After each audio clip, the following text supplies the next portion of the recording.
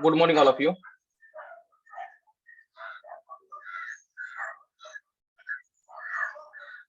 तर आजपासून आपण एक नवीन चॅप्टर सुरू करणार आहोत, त्याचं नाव आहे रिडक्शन. आता याच्यात काय काय बघणार आहोत बघा. पहिलं असेल डिक्टम डे ऑमनिएट न्यूलो.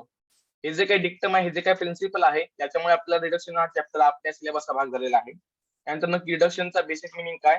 जर रिडक्शनचे दोन मेथड असणार त्या. पहिली असेल डायरेक्ट रिडक्शन, दुसरी असेल इनडायरेक्ट रिडक्शन. त्यानंतर आपण काय करणार आहोत, काही आर्ग्युमेंट बघणार आहोत, म्हणजे आपली जी काही रोजची जी काही वाक्य असतात ती, आणि त्यांचं रिडक्शन कसं करायचं. आता डिक्टम डे ऑमनिएट न्यूलो. आता नक्की हे काय आहे ते लक्षात घ्या. एरिस्टॉटल, ज्याला आपण सिलॉजिझमचा जनक मानतो, त्याने सिलॉजिझम मध्ये आपण 4 फिगर बघितल्या होत्या. म्हणजेच काय, major premise, minor premise, conclusion. त्यामुळे जी काही मेजर आणि मायनर प्रिमाइस असते, याच्यामध्ये मिडल टर्म नक्की कोणत्या जागी येते, याच्याप्रमाणे आपण सिलॉजिझमच्या चॅप्टर मध्ये 4 फिगर बघितलेल्या होत्या. मग एरिस्टॉटल काय म्हणतोय, फक्त पहिली फिगर आहे तीच परफेक्ट फिगर आहे. फिगर नंबर 2 आणि 3 आहेत ते ऍव्हरेज असतील, आणि फिगर नंबर 3, 4 जी असेल त्याला तो गृहीतच धरत नाही. याचा अर्थ काय, एरिस्टॉटल म्हणतोय फक्त फर्स्ट फिगर जी आहे ती परफेक्ट माना, ती व्हॅलिड माना. फिगर नंबर 2 आणि फिगर 3 असतील ते इम्परफेक्ट माना, आणि फिगर 4 त्याने गणित धरलेली नाही.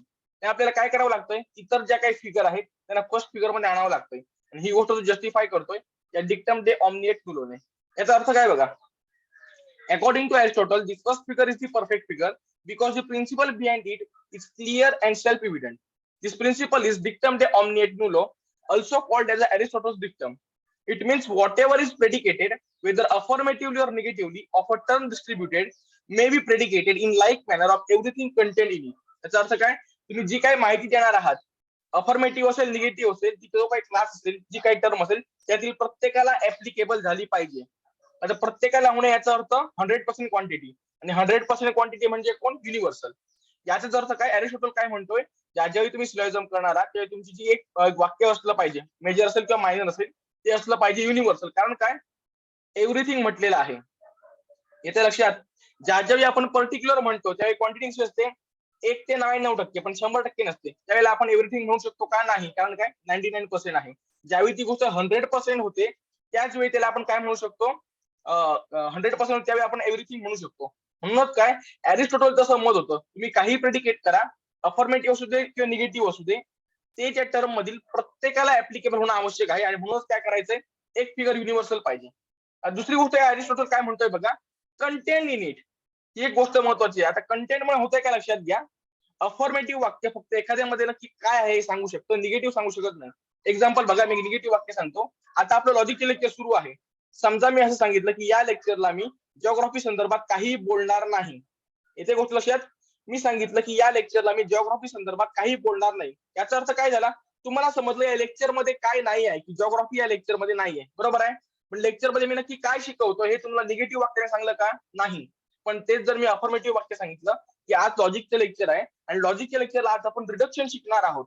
आता अफर्मेटिव्ह वाक्याने केलंय काय, लॉजिकच्या लेक्चर मध्ये नक्की काय आहे हे सांगितलंय. त्याचमुळे होतंय काय, हा जो काही कंटेंट शब्द आहे हा फक्त ऍप्लिकेबल होतोय अफर्मेटिव्हला. कारण काय, तो त्या क्लासमध्ये नक्की काय आहे, त्याच्यात कोणती क्वालिटी आहे, ते फक्त अफर्मेटिव्ह सेंटेन्स सांगू शकतं, निगेटिव्ह नाही. कारण निगेटिव्ह काय करणार आहे, प्रत्येक वेळी एखादी गोष्ट एक्सक्लूड करण्याचं काम निगेटिव्ह वाक्य करतं. फॉर एक्झाम्पल बघा, ज्यावेळी आपण म्हणतो no Muslims are idol worshipper, तेव्हा अर्थ काय होतोय, एकही मुस्लिम मूर्तीपूजक असणार नाही. नक्की मुस्लिम काय आहेत हे त्याने सांगितलंय का, नाही. त्याने फक्त काय केलंय, मूर्तीपूजेपासून मुस्लिमांना सेपरेट करायचं काम केलंय. म्हणून लक्षात घ्या, कंटेंट हा शब्द वापरल्यामुळे सेकंड प्रिमाइस बनली अफर्मेटिव्ह, एव्हरीथिंग मुळे एक प्रिमाइस बनली युनिव्हर्सल. तेव्हा होतंय काय, ज्या ज्या लॉजिकच्या फिगर मध्ये 4 फिगर पैकी एका फिगर मध्ये फर्स्ट असेल युनिव्हर्सल आणि सेकंड असेल अफर्मेटिव्ह, त्यालाच आपण व्हॅलिड मानायचंय, असं एरिस्टॉटल म्हणतोय, आणि तो जस्टिफाय करतोय डिक्टम डे ऑमनिएट न्यूलोने. आता जर आपण विचार केला असेल, फिगर नंबर 1, 2, 3, 4, ज्या फिगर मेजर प्रिमाइस आणि मायनर प्रिमाइस मध्ये मिडल टर्म नक्की कुठे येते यावर डिपेंडिंग आहेत, तर त्यामध्ये फक्त फर्स्ट फिगर अशी आहे ज्याच्यामध्ये मेजर प्रिमाइस आहे युनिव्हर्सल आणि मायनर आहे अफर्मेटिव्ह. त्याचमुळे एरिस्टॉटल काय म्हणतोय, फक्त जी फर्स्ट फिगर आहे त्यालाच तुम्ही व्हॅलिड माना आणि परफेक्ट माना. सेकंड अँड थर्ड फिगर आहे त्याला इम्परफेक्ट माना, आणि फोर्थ फिगरला तो गणित पकडत नाही. आपल्याला आता काय करायचंय, या डिक्टम डे ऑमनिएट न्यूलोमुळे किंवा एरिस्टॉटलचं हे जे काही मत आहे त्याच्यामुळे ज्या काही फर्स्ट फिगर सोडून इतर फिगर आहेत त्यांना आपल्याला फर्स्ट फिगर मध्ये आणावं लागेल. म्हणजेच काय, थर्ड फिगर असेल, सेकंड फिगर असेल, फोर्थ फिगर असेल, त्यांना रिड्यूस करावं लागेल फर्स्ट फिगर मध्ये. कारण काय, ते इम्परफेक्ट आहेत, त्यांना आपल्याला परफेक्ट बनवायचं आहे, आणि याच्यावर हा टॉपिक डिपेंडेड आहे. म्हणजे इकडे काय म्हटलं बघा, reduction. Reduction is the process of transforming the moods of imperfect figures into those of first figure. याचा अर्थ काय, सेकंड, थर्ड, फोर्थ या 3 फिगर मध्ये जी काही वाक्य असणार आहेत, जे काही मूड्स असणार आहेत, त्याला आपण काय करायचंय, फर्स्ट फिगर मध्ये आणायचंय. कारण काय, इतर जे आहेत ते इम्परफेक्ट आहेत आणि फर्स्ट फिगर फक्त अरिस्टॉटलच्या मध्ये परफेक्ट आहे. आता एक गोष्ट करायची कशी, तर रिडक्शनच्या बेसिकली 2 मेथड आहेत. पहिली आहे डायरेक्ट रिडक्शन आणि दुसरी आहे इनडायरेक्ट रिडक्शन. आपण काय करणार आहोत आजच्या लेक्चरमध्ये, डायरेक्ट रिडक्शन म्हणजे नक्की काय ते बघणार आहोत आणि नेक्स्ट लेक्चरला आपण इनडायरेक्ट रिडक्शन कडे जाणार आहोत. तर येऊया डायरेक्ट रिडक्शन कडे. इकडे काय म्हटलंय बघा, direct reduction consist in transforming moods of imperfect figures into the moods of first figure by conversion, obversion और ट्रान्सपोजिशन ऑफ प्रिमाइसेस. पुन्हा एकदा तेच, सेकंड, थर्ड आणि फोर्थ फिगर मधील जे काही मूड्स असणार आहेत त्याला आपण फर्स्ट फिगर मध्ये आणायचं काम डायरेक्ट रिडक्शन मध्ये करणार आहोत. त्यासाठी आपण 3 मेथडचा वापर करणार आहोत. एक असेल कन्वर्जन, दुसरं असेल ऑब्वर्जन आणि तिसरं असेल ट्रान्सपोजिशन. आता ट्रान्सपोजिशन म्हणजे काय, जागा बदलणं. फॉर एक्झाम्पल बघा, इकडे वाक्य आहेत 1, 2 आणि 3 या क्रमाने, आणि समजा मी म्हटलं ट्रान्सपोजिशन करूया, तर काय होणार आहे, 2 1 ची जागा घेईल आणि 1 2 ची जागा घेईल. म्हणजे काय, 1 2 3 जे असेल ते बनेल 2 1 3. अशा प्रकारे आपण मेजर आणि मायनर प्रिमाची ज्यावेळी जागा बदलतो त्यावेळी जे काय होतं त्याला आपण म्हणायचं ट्रान्सपोजिशन. म्हणजे काय, फक्त जागा बदलणं. जनरली आपला लॉजिक मध्ये पॅटर्न काय आहे किंवा फॉर्मॅट काय आहे, तर सर्वात वर आपण मेजर प्रिमाइस लिहितो, त्यानंतर आपण मायनर प्रिमाइस लिहितो, त्यानंतर कन्क्लुजन लिहितो. आता एक गोष्ट लक्षात घ्या, ट्रान्सपोजिशन मध्ये कधीही कन्क्लुजनची जागा बदलता येत नाही, कारण लॉजिक मध्ये प्रत्येक वेळी इन्फॉर्मेशन प्रोसेस केल्यानंतर आपण कन्क्लुजन पर्यंत पोहोचतो. त्यामुळे कधीही कन्क्लुजन सुरुवातीला येणार नाही. मग राहिलं कोण, आपल्या ज्या काही प्रिमाइसेस आहेत त्या. म्हणून ज्या ज्यावेळी ट्रान्सपोजिशन येईल त्यावेळी आपण काय करायचंय, मेजर प्रिमाइस आणि मायनर प्रिमाइसचा क्रम बदलायचा आहे. जनरली आपला क्रम असतो पहिली मेजर प्रिमाइस, नंतर मायनर प्रिमाइस. ज्यावेळी तुम्हाला ट्रान्सपोजिशन सांगितलं त्यावेळी आपण काय करायचंय, पहिल्यांदा सर्वात वर मायनर प्रिमाइस लिहायचे आणि त्याच्या खाली मेजर प्रिमाइस. म्हणजेच काय, 1 2 असेल ते 2 1 करायचं आहे. पुढे येऊया कॉन्व्हर्जन. आता कॉन्व्हर्जनचा अर्थ काय लक्षात घ्या, ज्याप्रमाणे आपण ग्रामर मध्ये चेंज द व्हॉइस बघितलं असेल, ऍक्टिव्ह व्हॉइस करणं, पॅसिव्ह व्हॉइस करणं, त्याच प्रकारची गोष्ट कॉन्व्हर्जन मध्ये होते. फक्त तिकडे काय करायचं आहे, सब्जेक्ट प्रेडिकेटची जागा बदलायची. म्हणजे बघा, ओरिजिनली वाक्याचा फॉर्म असेल एसपी सब्जेक्ट प्रेडिकेट, तर कॉन्व्हर्स मध्ये तुम्ही काय करायचं, पीएस. या दोघांची जागा बदलली की तो कॉन्व्हर्स झालाय. आता लक्षात घ्या, कॉन्व्हर्जनचे 2 बेसिक रूल आहेत. पहिला रूल आहे, वाक्याची क्वालिटी बदलू नका. याचा अर्थ समजतोय, एखादं वाक्य अफर्मेटिव्ह आहे आणि एसपी आहे, मग त्याचा पीएस करताना तुम्ही त्याला अफर्मेटिव्ह ठेवायचं आहे, त्याला निगेटिव्ह करायचं नाही. आणि दुसरा रूल आहे, क्वांटिटी बदलू नका. याचा अर्थ काय, एखादी गोष्ट समजा युनिव्हर्सल आहे तर युनिव्हर्सल, एखादी गोष्ट पर्टिक्युलर आहे तर पर्टिक्युलर ठेवा. आता हा कॉन्व्हर्स म्हणजे नक्की काय, कॉन्व्हर्स रूल काय आपल्याला इन डिटेल लॉजिक 1 मध्ये आपल्याला इडक्शन आणि इमिजिएट इन्फरन्स मध्ये झालेला आहे. पुढे ऑब्वर्जन. आता ऑब्वर्जनचा अर्थ होतो एखादी गोष्ट कॉन्ट्राडिक्ट करणं. मग कॉन्ट्राडिक्शन कसं करायचं, तर क्वालिटी बदलून. म्हणजे काय, एखादी गोष्ट जर असेल अफर्मेटिव्ह तर त्याला बनवायचं निगेटिव्ह, निगेटिव्ह असेल तर अफर्मेटिव्ह. आणि त्याचबरोबर ऑब्वर्जन मध्ये अजून एक गोष्ट करायची, जे काही प्रेडिकेट आहे त्या कॉन्ट्राडिक्ट करण्यासाठी नॉन वापरायचं आहे. फॉर एक्झाम्पल बघा, जर टर्म असेल हिंदू तर हिंदूच्या विरुद्ध काय येणार आहे, नॉन हिंदू, म्हणजे हिंदू व्यतिरिक्त इतर माणूस. मुस्लिम असेल तर मुस्लिमच्या विरुद्ध काय येणार आहे, नॉन मुस्लिम. अशा प्रकारे तुम्ही करायचंय काय, त्या वाक्यात जे काही प्रेडिकेट असू दे त्या सुरुवातीला नॉन लिहायचं आहे. फक्त एक गोष्ट लक्षात घ्या, ज्याप्रमाणे हिंदूच्या अपोजिट नॉन हिंदू आहे, त्याचप्रमाणे नॉन हिंदूच्या अपोजिट काय येणार आहे, हिंदू येणार आहे. म्हणून तुमची ड्युटी काय असणार आहे, ज्यावेळी ऑब्वर्जन करायचं असेल त्यावेळी काय करायचंय, वाक्याची क्वालिटी बदलायची आहे. दुसरं काम असेल प्रेडिकेट कॉन्ट्राडिक्ट करायचं, मग प्रेडिकेट वाचून बघायचं त्याच्या सुरुवातीला नॉन दिलेला आहे का. जर नसेल तर तुम्ही नॉन ऍड करा. कारण काय, कोणत्याही गोष्टीच्या सुरुवातीला प्रिफिक्स म्हणून नॉन ऍड केला की ती गोष्ट कॉन्ट्राडिक्टरी झाली. पण जर का तुम्ही जे प्रेडिकेट कॉन्ट्राडिक्ट करायचं आहे तिकडे जर ऑलरेडी नॉन असेल तर अशा वेळी डबल नॉन लिहायचा नाही, तो नॉन आहे तो काढून टाकायचा. कारण काय, ज्याप्रमाणे हिंदूच्या विरुद्ध नॉन हिंदू आहे त्याचप्रमाणे नॉन हिंदूच्या विरुद्ध हिंदू असणार आहे. तर हे होते 3 बेसिक मेथड. आता आपण रूल्स बघूया. Rules of direct reduction. The first rule, the first letter of the mood name shows the mood in the first figure to which it will be reduced. याचा अर्थ काय, तुम्हाला एखादा मूड जर first figure मध्ये करायचा असेल तर काय करायचंय, त्या मूडचं नाव नक्की कोणत्या अक्षराने सुरू होतंय ते बघायचंय. ज्या अक्षराने तो सुरू होणार आहे त्याच अक्षराचा फर्स्ट फिगर मध्ये मूड असणार आहे, त्याच्यात तुम्हाला कन्वर्ट करायचंय. म्हणजे बघा, जर एखाद्या मूडचं नाव बी ने सुरू होत असेल तर तुम्ही काय करायचंय, फर्स्ट फिगर मध्ये बारबारा आहे, यामध्ये तुम्हाला त्याला रिड्यूस करावं लागेल. जर एखाद्या मूडचं नाव सी ने सुरू होत असेल तर तुम्ही काय करायचंय, फर्स्ट फिगर मध्ये सिलेरंट आहे त्यामुळे त्याला रिड्यूस करायचं आहे. जर एखाद्याचं नाव डी ने सुरू होत असेल तर फर्स्ट फिगर मध्ये दारी आहे त्यामुळे तुम्हाला रिड्यूस करावं लागेल. आणि जर एखाद्याचं नाव एफ ने सुरू होतंय तर फर्स्ट फिगर मध्ये फेरिओ नावाचं मूड आहे त्यामुळे तुम्हाला रिड्यूस करायचंय. म्हणजे इकडे इन शॉर्ट काय करायचंय, ज्यावेळी तुम्हाला एखादा मूड देण्यात सांगितलं आहे की याचं रिडक्शन करा किंवा त्याला फर्स्ट फिगर मध्ये रिड्यूस करा, ते आपलं काम असेल त्या मूडचं नाव नक्की कोणत्या अक्षराने सुरू होतंय बघणं. ज्या अक्षराने सुरू होईल त्याप्रमाणे आपण काय करायचंय, फर्स्ट फिगर मधील बारबारा असेल, सिलेरंट असेल, दारी असेल किंवा फेरी असेल, त्यापैकी कोणत्या मूड मध्ये तो रिड्यूस होणार आहे हे आपल्याला लक्षात येईल. नंतर पुढचा रूल आहे, the letter S in the middle of mood shows simple conversion. The proposition after which it occurs is to be converted simply. आता लक्षात घ्या, letter S in the middle of mood म्हटलेलं आहे. एखाद्या मूडचं नाव एस ने सुरू झाले तर हा रूल ऍप्लिकेबल होणार नाही. मग कधी होणार आहे, इकडे बघा, जनरली हा मूड जो असतो, फॉर एक्झाम्पल घ्या बारबारा, इकडे प्रत्येक वेळी काय करायचं, मला वाचून दाखवायचो. ए असेल, आय असेल, ओ असेल आणि ई असेल, ही अक्षरं काय सांगतात की वाक्य कोणत्या क्रमाने येणार आहे. इकडे ए आणि ए हा पॅटर्न तयार झालाय. स्वित्झर्लंड मध्ये ई ए आणि ई हा पॅटर्न तयार झालाय. दारीमध्ये ए आय आय हा पॅटर्न तयार झालाय. फिरिओ मध्ये ई आय ओ झालेला आहे. बरोबर आहे. मग अशा प्रकारे तुमच्या मूडच्या नावात जी काही अक्षर असणार आहेत, जी तुम्हाला सांगतील तुमची मेजर प्रिमाइस कोणती आहे. फॉर एक्झाम्पल फेरिओ जर घेतला त्याच्यामध्ये तुम्हाला ई आय आणि ओ मिळतो. याचा अर्थ काय, तुमची मेजर प्रिमाइस असेल ई म्हणजे युनिव्हर्सल निगेटिव्ह, मायनर प्रिमाइस असेल आय म्हणजे काय पर्टिक्युलर अफर्मेटिव्ह, आणि कन्क्लुजन असेल ओ म्हणजे काय पर्टिक्युलर निगेटिव्ह. मग अशा प्रकारे ही काही 3 अक्षरं आहेत. त्यापैकी कोणत्याही अक्षराच्या नंतर जर एस आला तर लक्षात ठेवायचंय, ज्याच्या नंतर तो एस येतोय त्याचं आपल्याला सिंपल कन्व्हर्जन करायचं आहे. म्हणजे काय, हे बघा, ओरिजिनल असेल सब्जेक्ट प्रेडिकेट, कॉन्व्हर्स करायचा प्रेडिकेट सब्जेक्ट. फक्त एसपी ची जागा बदलली की काम झालं. पुढचा रूल काय म्हणतोय बघा, letter P in the middle of mood shows conversion per accident. आता याचा अर्थ काय, तर ज्या वेळी ई आय ओ आहे, समजा ई नंतर पी आला असेल तर आपण काय करायचंय, या ईचं कन्व्हर्जन पर ऍक्सिडेंट करायचंय. म्हणजे काय, ए प्रपोजिशनचं आय प्रपोजिशन करणं. आता प्रश्न येतो, जनरली आपण जर इतर वाक्यांचा विचार केला असेल, फॉर एक्झाम्पल युनिव्हर्सल निगेटिव्ह असेल तर यावेळी आपण काय करतो, एसपीचं पीएस करतो, मोकळे होतो.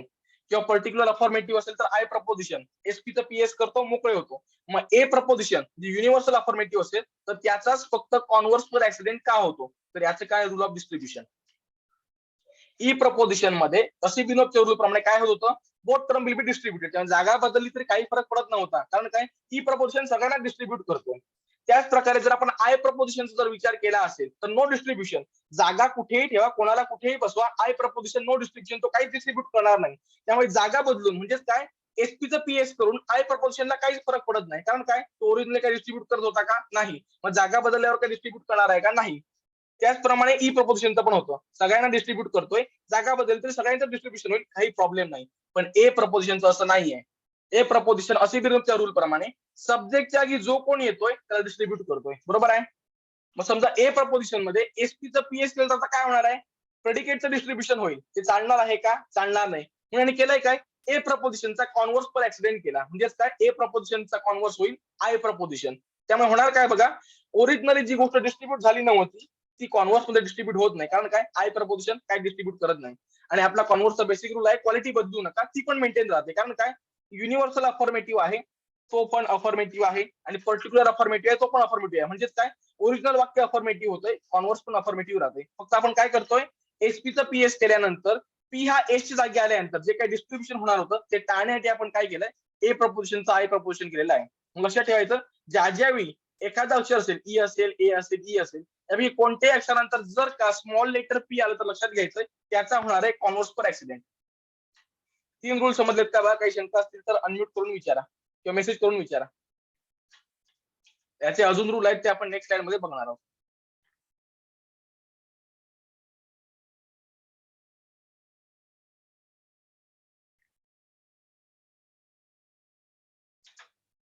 ओके, पुढे जातोय. एकदा रूल संपले की आपण काय करणार आहोत, जेवढे काही तुम्ही आजपर्यंत मूड शिकले आहेत ते प्रत्येक मूड आपण डायरेक्ट रिडक्शनद्वारे रिड्यूस करणार आहोत. तर rule number 4, letter M shows transposition of premises. हे तुम्हाला मगाशी सांगितलं होतं की जनरली आपण काय करतो, पहिल्यांदा मेजर प्रिमाइस लिहितो, नंतर मायनर प्रिमाइस लिहितो. मग जर तुम्हाला एखाद्या मूडच्या नावामध्ये एम दिसलं तर करायचंय काय, मायनर प्रिमाइस सुरुवातीला घ्यायची आणि मेजर प्रिमाइस त्या खाली द्यायची. म्हणजे काय, फक्त जागा बदला. मेजर प्रिमाइस नंतर मायनर प्रिमाइस होती, त्यांची जागा बदलली, मायनर प्रिमाइस वरती गेली, मेजर प्रिमाइस खाली गेली. पुढे letter C in the mood name shows mood to be reduce directly. आता लक्षात घ्या, ज्यावेळी एखाद्या मूड मध्ये सी अक्षर येणार आहे, सी अक्षर कधी येणार लक्षात घ्या, आतमध्ये, सुरुवातीला नाही. एखादा मूड समजा सिलेरंट असेल, इकडे सी आला असेल पहिला, तर याचा अर्थ इनडायरेक्ट रिडक्शन नाही. कारण काय, पहिलं जे अक्षर आहे ते फक्त फर्स्ट फिगर मधील कोणत्या मूड मध्ये तुम्ही त्याला कन्वर्ट करणार हे सांगणार आहे. मग सी कधी पाहिजे, जी काय राहिलेली अक्षर आहेत त्याच्यामध्ये सी आला असेल तर ते काय म्हणतायत, इनडायरेक्ट रिडक्शन करा. झालंय काय, नावामध्ये मधोमध सी असणारे दोनच मूड होते, एक आहे बारोको आणि दुसरं आहे बोकार्डो. आता प्रश्न होता यांचं काय करायचं. लॉजिशियनने याच्यावर एक वर्क अराउंड काढला, ते म्हणाले आपण यांचं बारसं करूया, यांची नाव बदलून टाकूया. यांनी केलं काय, बारोको मूड असेल तर त्याचा मूड केला पाक्सोको आणि बोकार्डोचा केला डोक्सामोस.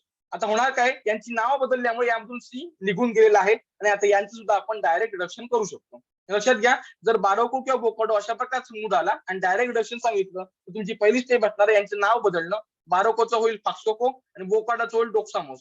नाव बदलण्याचं कारण काय, तर नावात सी आल्यानंतर लॉजिकचा रूल म्हणतो इनडायरेक्टली रिड्यूस कर. मग सी काढून टाकण्याची आपण यांची नाव बदलली, जेणेकरून इतर मूड सारखं यांचं पण डायरेक्ट रिडक्शन आपल्याला करता येईल. पुढे letter K in the mood shows obversion. आता ऑबवर्जन म्हणजे काय, ती गोष्ट कॉन्ट्राडिक्ट करणं. ऑबवर्जन म्हटल्यानंतर दोन गोष्टी करायच्या. पहिली गोष्ट असेल त्याची क्वालिटी बदलणं. अफर्मेटिव्ह आहे निगेटिव्ह करा, निगेटिव्ह आहे अफर्मेटिव्ह करा. आणि दुसरं काम असेल प्रेडिकेटच्या सुरुवातीला नॉन निघा. फक्त एक गोष्ट लक्षात घ्यायची आहे, ज्याप्रमाणे पी ला कॉन्ट्राडिक्ट करेल नॉन पी, त्याचप्रमाणे नॉन पी ला कॉन्ट्राडिक्ट असेल ओरिजिनल पी.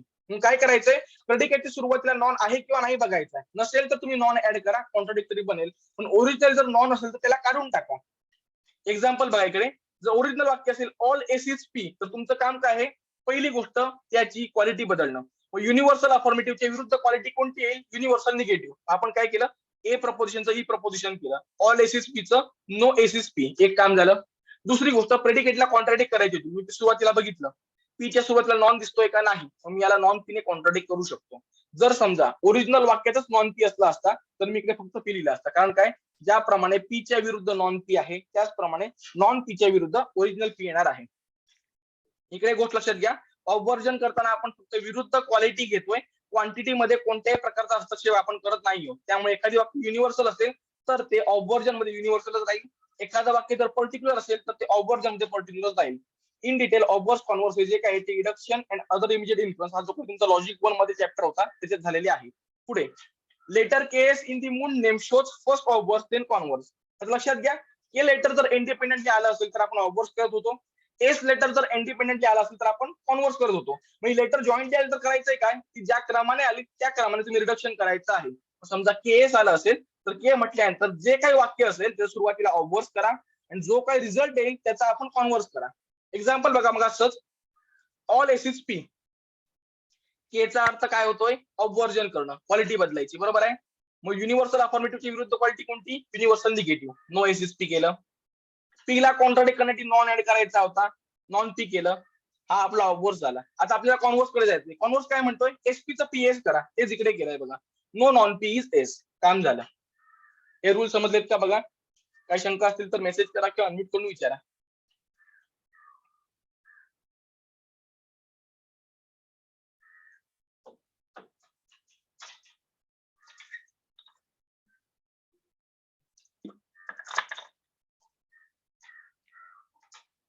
रूल समजलेत का खरोखर.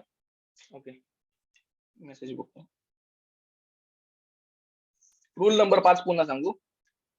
Okay, letter C in the mood name shows mood to be reduce indirectly. आता लक्षात घ्या, कोणताही मूड इम्परफेक्ट फिगर म्हणजे सेकंड असेल, थर्ड असेल, फोर्थ असेल, त्याला रिड्यूस करण्याच्या म्हणजे सेकंड, थर्ड, फोर्थला फर्स्ट फिगर मध्ये आणण्याचे दोन मेथड आहेत. एक आहे डायरेक्ट, दुसरी आहे इनडायरेक्ट. ओके, इनडायरेक्ट मेथड आपण उद्या बघणार आहोत. पण आता ओळखायचं कसं, एखादा मूड डायरेक्टली रिड्यूस करायचं की इनडायरेक्टली करायचं. तर यांनी सी हे स्मॉल लेटर सांगितलं की ज्या ज्या मूडच्या नावामध्ये पहिलं अक्षर सोडून सी येणार आहे त्याला तुम्ही काय करा, इनडायरेक्टली रिड्यूस करा. आता झालं काय, सेकंड, थर्ड, फोर्थ मध्ये जे काही जेवढे मूड आहेत ते सगळे कन्सिडर केल्यानंतर फक्त दोन मूड असे मिळाले ज्यांच्या नावामध्ये पहिलं अक्षर सोडून सी आहे, तो होता बारोको आणि बोकार्डो. आता या दोघांचं पण डायरेक्ट रिडक्शन करायचंय, पण या रूलचं व्हायोलेशन होईल. कारण रूल काय म्हणतोय, सी आलाय ना, इनडायरेक्ट रिडक्शन करा. मग अशा वेळी लॉजिशियनने एक वर्क अराउंड काढला, एक पळवाट काढली, काय, यांचं नावच बदलून टाकूया, म्हणजे नावातून सी निघून जाईल आणि मग आपण यांना बाकीच्यांसारखं डायरेक्टली रिड्यूस करू शकू. म्हणून केलंय काय, बारोको होता यातील सी काढून टाकण्याची लॉजिशियनने याचं नाव बदलून केलं पाक्सोको. आता झालंय काय, बारोकोच्या नवीन नावामध्ये सी नसल्यामुळे त्याला आता इनडायरेक्टली रिड्यूस करण्याची गरज नाही, त्याला तुम्ही इतर मूड सारखं डायरेक्टली रिड्यूस करू शकता. त्याचप्रमाणे बोकार्डो मध्ये पण बघा सी हे अक्षर आलंय, त्या होत काय होतं, लॉजिकच्या रूल प्रमाणे याला इनडायरेक्ट रिड्यूस करणं एक्सपेक्टेड होतं. लॉजिशियनने काय केलं, इकडे पण पळवाट काढली, याच्या नावातील सी काढून टाकण्यासाठी याचं नाव बदलून केलं डोक्सामोस. आता झालं काय, याच्या नावात सी दिसतोय का, नाही, नावात जर सी नाही तर याचा अर्थ काय, इनडायरेक्ट रिडक्शनची गरज नाही. मग तुम्ही काय करू शकता, डायरेक्ट रिड्यूस करू शकता. इन शॉर्ट काय, सी नावात आला असेल, पहिलं अक्षर सोडून, सगळ्यात महत्वाचं आहे पहिलं अक्षर सोडून, कारण पहिलं अक्षर काय करतंय, कोणत्या फर्स्ट फिगरच्या मूळमध्ये कन्वर्ट करायचं तेच सांगतोय. मग पहिलं अक्षर सोडून जर काही सी आला असेल तर इनडायरेक्ट रिडक्शनचे रूल त्याला ऍप्लिकेबल होतात. मग सी वाले फक्त 2 मूड मिळाले, त्यांना पण आपल्याला डायरेक्टली रिड्यूस करायचं होतं, म्हणून आपण काय केलंय, त्यांची फक्त नावं बदलून घेतली आणि त्यांना आता काय केलंय, सी पासून मुक्त केलेलं आहे. आणि नावात सी नसल्यामुळे आता आपण काय करू शकतो, रूल नंबर 1 ते 7 जे इतरांना ऍप्लिकेबल होत होते ते आता आपण बारोको आणि बोकार्डोना नावं बदलल्यामुळे ऍप्लिकेबल करू शकतो. अजून काही शंका आहे का रूल नंबर 1 ते 7 च्या संदर्भात? शंका असतील तर मेसेज करा, अनम्यूट करून सांगा. शंका नसले तर नंतर आपण काय करणार आहोत, जेवढे काय तुम्ही मूड शिकलेले आहात तो प्रत्येक मूड आपण फर्स्ट फिगर मध्ये कन्वर्ट कसा करायचं हे बघणार आहोत.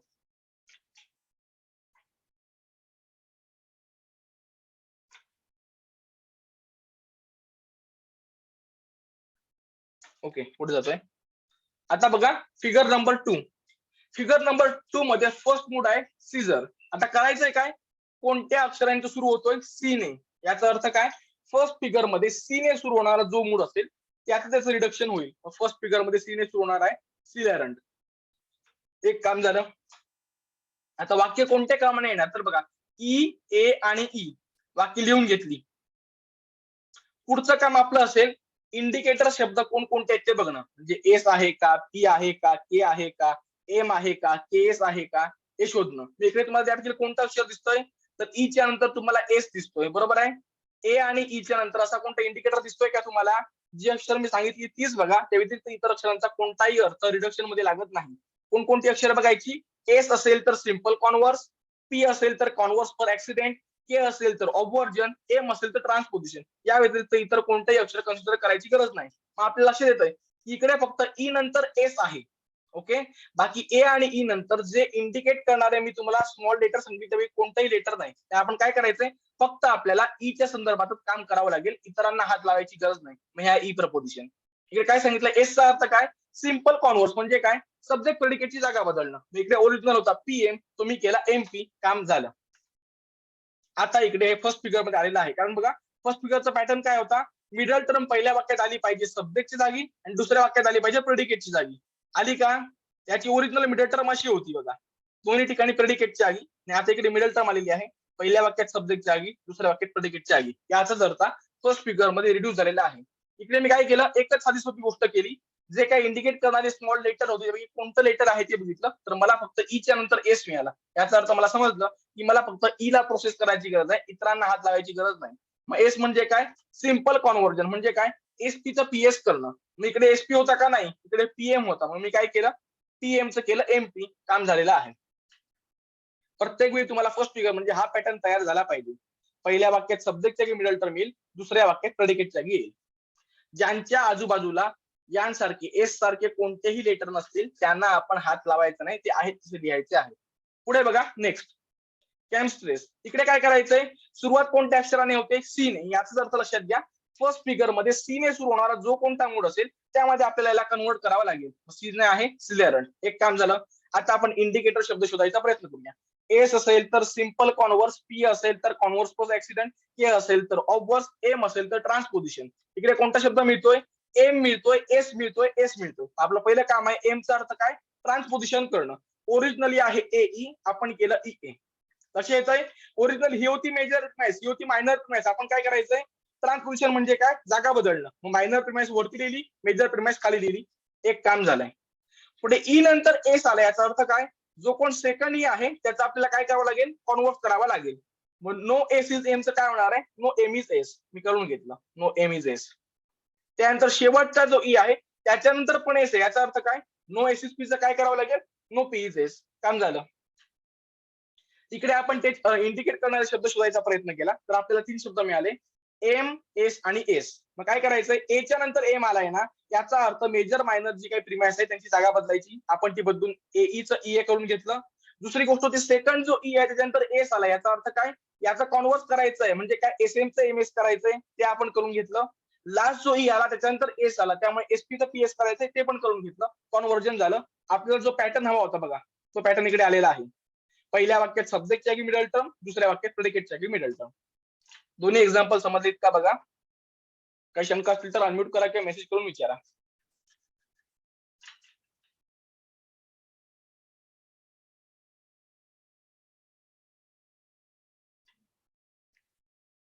नेक्स्ट बारोको. आता इकडे काय झालंय बघा, याच्या नावात सी आलेला आहे. सी आल्यानंतर आपण डायरेक्ट डिडक्शन करू शकत नाही. मग पुन्हा एकदा वर्क अराउंड काय, तर लॉजिशियनने सांगितले बारोकोचं करा आक्सोको. नाव बदललं, सी गेला, आता मी डायरेक्ट डिडक्शन करू शकतो. पुन्हा एकदा तेच इंडिकेट करणारे शब्द आहेत का बघायचं. एस आहे का, पी आहे का, एम आहे का, के आहे का. इकडे काय मिळतंय, के एस आणि के. आता लक्षात घ्या, ज्याच्या सुरुवातीला के एस आलाय, म्हणजे सॉरी ज्याच्या शेवटी समजा एच्या नंतर केएस आलाय तर केएसचा इफेक्ट फक्त ए ला ऍप्लिकेबल असणार आहे. ओ नंतर जर के आलाय तर केचा इफेक्ट त्या फक्त या ओ पुरता मर्यादित असेल, त्यानंतरच्या गोष्टीला नसेल. आपण काय करूया, एचा आता केएस करूया. मग के म्हणजे काय, ऑबवर्स करणं, एस म्हणजे काय, कॉन्व्हर्स करणं. मग ए प्रपोजिशन आहे ऑल पी इज एम. याचा ऑबवर्स काय होईल, तर पहिली गोष्ट क्वालिटी बदला. ऑलने सुरू होतंय ना, म्हणजे युनिव्हर्सल अफर्मेटिव्ह वाक्य. आपल्याला काय करायचंय, क्वालिटी बदलायची, युनिव्हर्सल निगेटिव्ह करा, नो पी इज एम. दुसरी गोष्ट काय असते, ऑबवर्जन करताना कॉन्ट्राडिक्ट करणं. इकडे प्रेडिकेट एम आहे, याच्या विरुद्ध काय बनेल, नॉन एम. म्हणजे बनवलं no P is non M. पुढे काय करायचंय, के नंतर एस आलाय म्हणजे काय करायचंय, याचं करायचंय कन्व्हर्जन. मग पीएमचं कन्व्हर्जन काय होईल, MP, no non M is P. एक काम झालं, ते मी लिहून घेतलं. पुढे ओच्या नंतर के आलेला आहे, के काय म्हणतोय, कॉन्व्हर्स करा. सम एस इज नॉट एम, बरोबर आहे. याचं काय करावं लागेल, पहिल्यांदा क्वालिटी बदलायची. मग ओ प्रपोजिशनचं आपल्याला आय प्रपोजिशन करायचं, काय करून टाकूया, नॉट काढून टाकूया. कारण काय, पर्टिक्युलर निगेटिव्हच्या विरुद्ध आहे पर्टिक्युलर अफॉर्मेटिव्ह. एक काम झालं. दुसरं काम होतं, एमच्या सुरुवातीला नॉन आहे का बघा. एक गोष्ट महत्वाची आहे, नॉट नाही, मी नॉन म्हणतो, एनओ एन. एमच्या सुरुवातीला एनओ एन दिसतोय का, नाही, मग मला ऍड करावं लागेल. मग सम एस इज नॉन एम. कन्क्लुजनच्या संदर्भात काय करायची गरज आहे का, तर कन्क्लुजनच्या नंतर कोणताही लेटर आलेलं नाही, याचा अर्थ कन्क्लुजनच्या नंतर काही करायची गरज नाही. तुम्ही आहे तसं लिहून घेतलं. फर्स्ट फिगर मध्ये रिव्ह्यू झालेला आहे बघा. पहिल्या वाक्यात सब्जेक्टच्या ऐवजी मिडल टर्म, दुसऱ्या वाक्यात प्रेडिकेटच्या ऐवजी मिडल टर्म. आपलं काम झालं.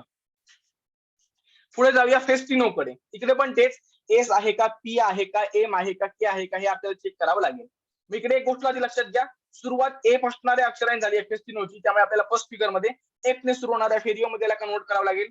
दुसरी गोष्ट, ई नंतर एस येतोय, बरोबर आहे. याचा अर्थ काय, फक्त आपल्याला ई ला प्रोसेस करायचंय, इतरांच्या नंतर जी काही अक्षर आली असतील त्याचा रिलिव्हन्स काही नाही, कारण ते रूल मध्ये बसत नाही. आपल्याला काय करायचं, ईचा एस करायचा आहे. नो पी इज एमचा कॉन्व्हर्स काय होईल, नो एम इज पी. काम झालं. इतरांना हात लावायची गरज आहे का, नाही, कारण आयच्या नंतर एस असेल, पी असेल, एम असेल, के असेल, काही आलेलं नाही. त्याचप्रमाणे ओच्या नंतर एस असेल, पी असेल, एम असेल, के असेल, काहीही आलेलं नाही. मग जर एखाद्याच्या नंतर इंडिकेट करणारा कोणताच शब्द नाही, त्याला काही करायचं नाही, ऍज इट इज लिहून ठेवायचं आहे. काम झालंय. आपण काय केलं, ईच्या नंतर एस आला म्हणजे फक्त त्याचा कॉन्व्हर्स केला, मग पीएमचा फक्त एमपी केला, बाकी काही बदल नाही. आपल्याला हवा तो पॅटर्न तयार झालेला आहे बघा. पहिल्या वाक्यात सब्जेक्टच्या जागी मिडल टर्म, दुसऱ्या वाक्यात प्रेडिकेटच्या जागी मिडल टर्म. फर्स्ट फिगर मध्ये कन्वर्ट करून झालाय. दोन्ही मूळ समजलेत का बघा, काही शंका असतील तर विचारा.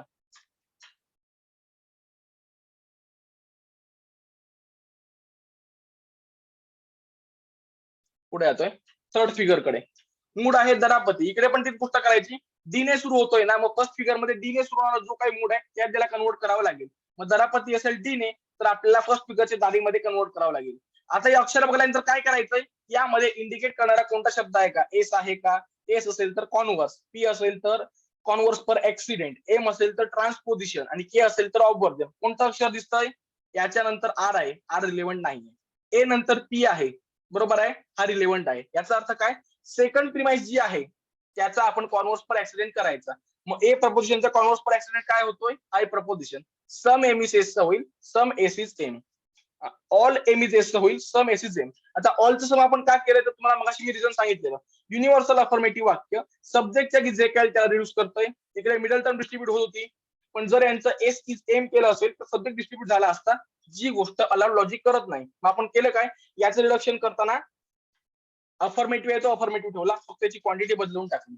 म्हणून ज्याला कॉन्व्हर्स पर ऍक्सिडेंट म्हणतो, कारण एकुलचं एक्झाम्पल आहे ज्याच्यामध्ये क्वांटिटी बदलते. मग करायचंय काय, ज्याच्या वेळी ए प्रपोजिशन येईल आणि अशा प्रकारचं पी येईल, ते आपण काय करायचं आहे, त्याचं आय प्रपोजिशन करायचं आणि एम एस एस एम करायचं, की झालं.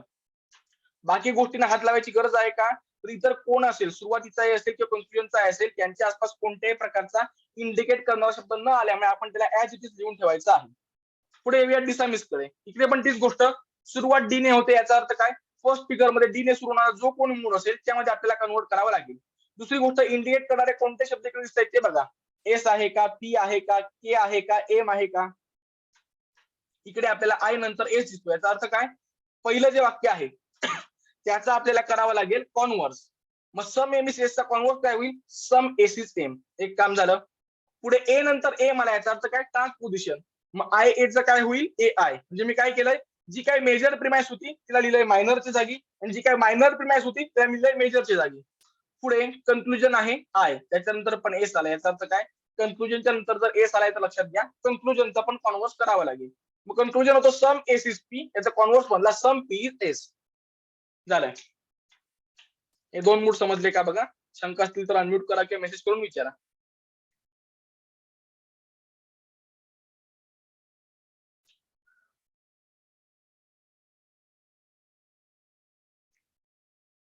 पुढे जातो. दातीसी, इकडे पण तेच करायचंय. याच्या नावाची सुरुवात डी ने होते. मग आपण काय केलं, फर्स्ट फिगर मध्ये डी ने सुरू होणारा जो कोण होता त्याचं नाव घेतलं आणि डारी केलं. ओके. दुसरी गोष्ट, इंडिकेट करणारे कोणती अक्षर इकडे मिळत आहेत. एस आहे का, पी आहे का, एम आहे का, के आहे का, चेक करा. तर ए नंतर टी आहे, रिलेव्हंट नाही. आय नंतर एस आहे, हा रिलेव्हंट आहे कारण हा रूल मध्ये बसतोय. आणि तिसऱ्या आय नंतर शेवटी काहीच नाही. त्यामुळे काय करायचंय, ए पहिला आणि शेवटचा आय म्हणजेच काय, ए प्रिमाइस आणि ही आय वाली प्रिमाइस, यांना हात लावायची गरज नाही. मग काय करायचंय, फक्त आपली जी मायनर प्रिमाइस आहे त्याच्यानंतर एस आला, आपल्याला काय करावं लागेल, सम एम इस एस करावं लागेल. सम एस इज एम. कारण काय, कॉन्व्हर्स मध्ये आपण काय करतो, एम एस असेल तर एस एम करतो. तीच गोष्ट इकडे गेली की काम झालं. ज्यांच्या आजूबाजूला रूल इंडिकेट करणारा अक्षर नाही त्यांना हात लावायचा नाही. आपण ओरिजिनली एम इज पीचं एम इज पी लिहिलंय.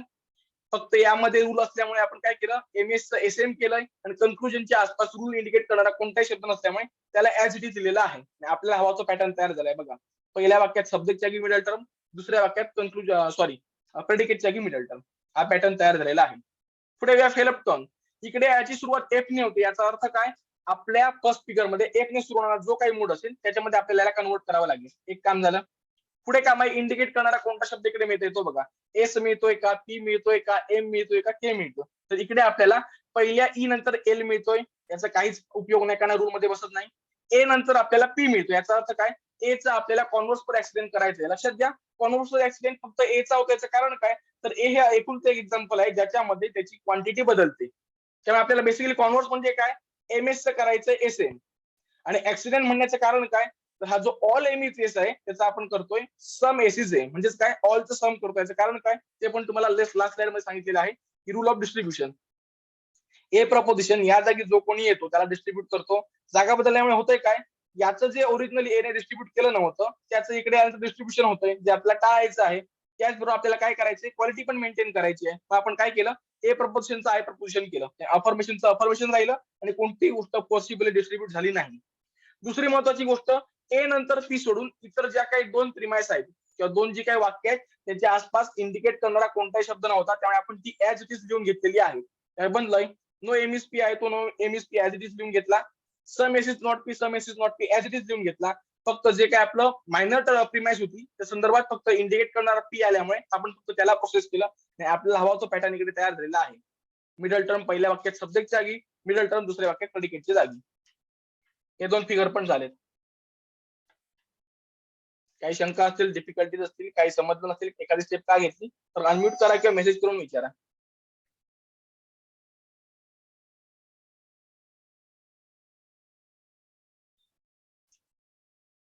पुढे जातोय.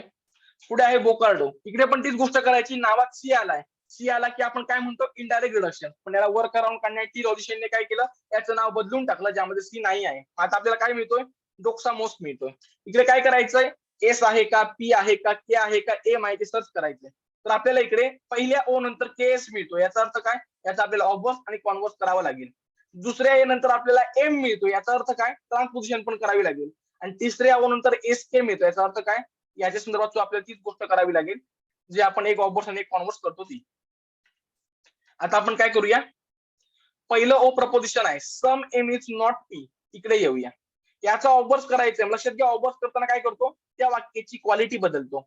मग यामध्ये ओ प्रपोजिशन म्हणजे काय, पर्टिक्युलर निगेटिव्ह. याची विरुद्ध काय, पर्टिक्युलर अफर्मेटिव्ह. फरक काय असतो, फक्त नॉटचा. मी काढून टाकला. दुसरी गोष्ट, प्रेडिकेट आहे त्याला आपल्याला कॉन्ट्रोडिक्ट करायचं आहे. मग पी च्या विरुद्ध काय, नॉन पी. तो नॉन पी लिहिला, ऑब्वर्स झालं. आता पुढे आपल्याला काय करावं लागणार होतं, ही जी काय गोष्ट आहे याचा कॉन्व्हर्स करायला पाहिजे. आता आईचा कॉन्व्हर्स करताना काय करायचंय, एमपीचं करायचं पीए, की काम झालं. Some non P is M, एक काम झालंय. आता हे मी इकडे लिहून घेतोय, इकडून इकडेची जागा बदलण्याचं कारण काय, तर सेकंड ए आहे त्याच्यानंतर एम आलाय, तो काय म्हणतोय ट्रान्सपोजिशन करा. त्यामुळे ओरिजिनली जे ओ ए आहे ते बनेल इकडे ए आणि आय. आता आय कुठून आला, तर याचं कारण ओ चा ऑब्वर्स होतोय आय आणि कॉन्व्हर्स पण होतोय आय, कारण आपण ऑब्वर्स करताना त्याची क्वालिटी बदलली. त्यामुळे हा जरी निगेटिव्ह असला तरी याचा के एस बनतोय अफर्मेटिव्ह. पुढे आपलं काम होतं कन्क्लुजनला प्रोसेस करणं, कारण इकडे सुद्धा एस के आलाय, याचा अर्थ याच्या सुद्धा आपल्याला कॉन्व्हर्स आणि ऑब्वर्स करावा लागेल. आपण काय केलं, सम एस इज नॉट पी आहे, याचं आपण ऑब्वर्स करायचं ठरवलं. पुन्हा एकदा तेच पर्टिक्युलर निगेटिव्हच्या विरुद्ध काय, पर्टिक्युलर अफर्मेटिव्ह. फरक कोणत्या गोष्टीचा आहे, नॉटचा. नॉट काढून टाका, एक काम झालं. दुसरी गोष्ट इकडे पी आहे, तो नॉन पी आहे की नुसता पी आहे, तर नुसता पी आहे बरोबर. त्याच्या विरुद्ध काय, नॉन पी. मी नॉन पी लिहून घेतलं, ऑब्वर्स झाला. आता याचा आपल्याला कॉन्व्हर्स करायचं होतं, कसा करायचा, एसपीचा पीएस करा. Some non P is S, आणि तो मी इकडे लिहून घेतला. आपलं काम झालं. आपला फॉर्म मधला ए आय आय काय केलं, लक्ष झालंय. याच्या नावामध्ये सी होता, सी असल्यामुळे आपण याचं डायरेक्ट दर्शन करू शकत नव्हतं. मग लॉजिशियनने काय केलं, याचा संदर्भात नाव बदलून घेतलं, ते केलं दोसामोस. आता हे केल्यानंतर पुढची गोष्ट होती इंडिकेट करणारे शब्द. तर ओ नंतर के एस मिळतोय, ए नंतर एम मिळतोय आणि ओ नंतर एस के मिळतोय. त्या आपण काय करायचंय, यांची जागा बदलून घ्यायची आहे. ओ ए असेल ते बनेल ए ओ. आता प्रश्न येतो इकडे आय का आलाय, तर याचं कारण ओ प्रपोजिशन नंतर केस होता, ते आपण काय केलं, ओ चा ऑब्वर्स केला आय प्रपोजिशन, आणि त्याचा कॉन्व्हर्स पण राहतोय आय प्रपोजिशन, मग ते इकडे आलं. दुसरी गोष्ट कन्क्लुजन आहे, त्याच्यानंतर पण एस के आलाय, त्याचं पण आपल्याला काय करावं लागेल, ऑब्वर्स आणि कॉन्व्हर्स. मग त्याचा ओ चा आपल्याला ऑब्वर्स काय होणार आहे, आय प्रपोजिशन, आणि त्याचा कॉन्व्हर्स राहतोय आय प्रपोजिशन. ते केलं आणि आपण लिहून घेतलं. एक्झाम्पल समजलंय का बघा. कठीण वाटतंय, शंका आहे, काही समजलं नसेल तर मेसेज करा किंवा अनम्यूट करून विचारा.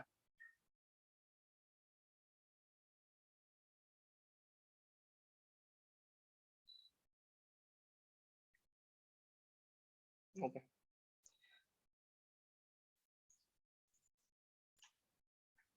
आता एक काम करतोय, लेक्चरचं टायमिंग संपत आलेलं आहे. एक दोनच स्लाइड राहिलेले आहेत, तर फक्त मीटिंग इकडे संपवतो. पुन्हा एकदा याच लिंकने हे लेक्चर जॉईन करा. मग जो फोर्थ फिगरचे जे काही मोड आहेत ते पण आपण कव्हर करूया.